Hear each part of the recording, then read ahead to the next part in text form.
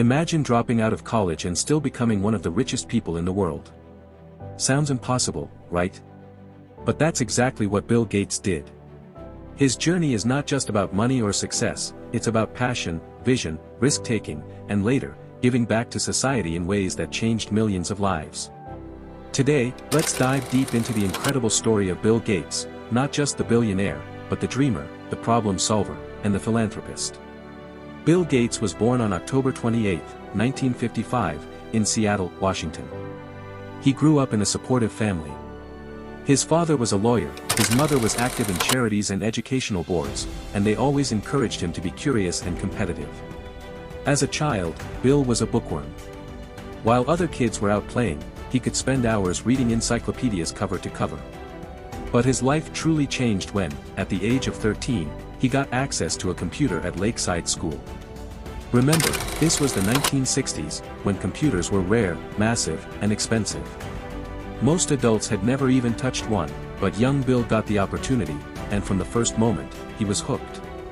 He spent endless hours learning to program, writing codes, and exploring what these machines could do. Together with his friend Paul Allen, who shared the same passion, he even hacked into the school computer once to place himself in classes with more girls. A little mischievous, but it showed how deeply he understood technology, even as a teenager. Soon, Bill and Paul began working on small projects. One of their early creations was a program that tracked traffic patterns. They sold it for a few $1,000s, quite an achievement for two teenagers.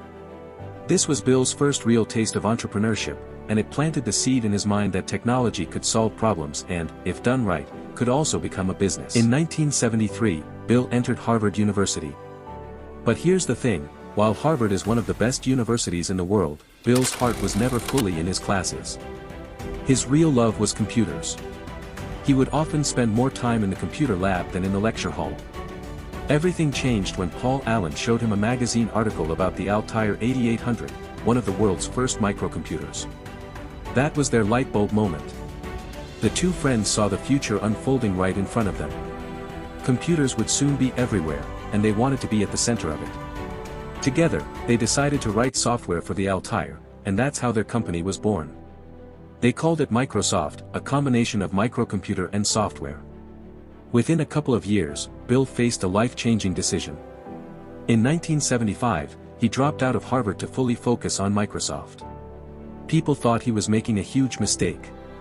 After all, who in their right mind leaves Harvard, one of the most prestigious institutions in the world? But Bill believed in his vision more than anything else, and that bold decision became the turning point of his life. In the early days, Microsoft was just a small group of passionate programmers, but their mission was ambitious, to put a computer on every desk and in every home. They worked tirelessly, writing programming languages and creating systems that could run on personal computers. In 1980, IBM approached them for an operating system. Bill didn't have one ready, so he made a clever move. He bought an existing system called QDOS, improved it, and licensed it to IBM under the name MS-DOS. But here's the genius part, instead of selling it outright, Bill licensed it, which meant that Microsoft kept control and could license it to other manufacturers too.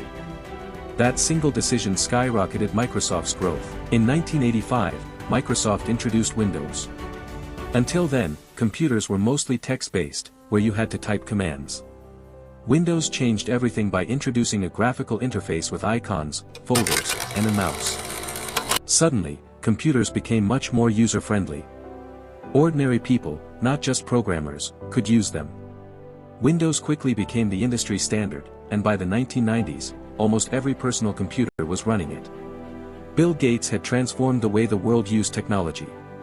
By 1986, Microsoft went public, and Bill Gates became a multimillionaire overnight. At just 31 years old, he became the youngest billionaire in the world. Imagine that, not even out of his early 30s and already at the top of global wealth charts. But despite the wealth, what drove Bill wasn't luxury or fame. What truly excited him was building software and creating better products. His competitive drive was legendary. He pushed himself and his team to innovate constantly, and that relentless energy kept Microsoft ahead of its rivals. Of course, the road wasn't always smooth. As Microsoft grew bigger, it also faced criticism and challenges. The company was accused of monopoly practices, of being too aggressive in crushing competitors. Bill himself was seen by some as ruthless in business. He later admitted that his intensity was both a strength and a weakness. But despite the controversies, Microsoft continued to dominate, becoming one of the most powerful companies in the tech world. By the early 2000s, something shifted in Bill Gates' life. After decades of building Microsoft, he decided to step down from his role as CEO in 2000. Instead of focusing solely on business, he turned much of his attention to philanthropy. Along with his then-wife, Melinda, he created the Bill and Melinda Gates Foundation. This became one of the largest private charities in the world, focusing on global health, education, and reducing poverty. From fighting malaria to improving vaccines, from funding education to supporting clean water initiatives, Bill redirected his wealth to causes that matter. Over time, he donated more than $50 billion to charity. That's why today he's not just remembered as a tech pioneer, but also as one of the greatest philanthropists in history.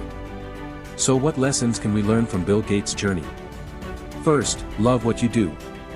His obsession with computers started when he was just 13 years old, and that passion carried him through everything. Second, take risks. Dropping out of Harvard wasn't an easy choice, but he believed in his idea and went all in. Third, think long-term. Bill had a vision of putting a computer on every desk, and though it sounded impossible back then, it actually came true. And finally, success means nothing if you don't give back. Bill used his fortune not just for himself, but to improve the lives of millions across the globe. Bill Gates' story reminds us that success is not about being born a genius or having everything figured out. It's about curiosity, persistence, bold decisions, and the willingness to keep learning. He turned a teenage hobby into one of the most powerful companies in the world and then turned his billions into a force for good. His journey shows us that no dream is too big, no idea too small, and no challenge too strong if you have the courage to follow through. And who knows, maybe the next Bill Gates is listening to this story right now.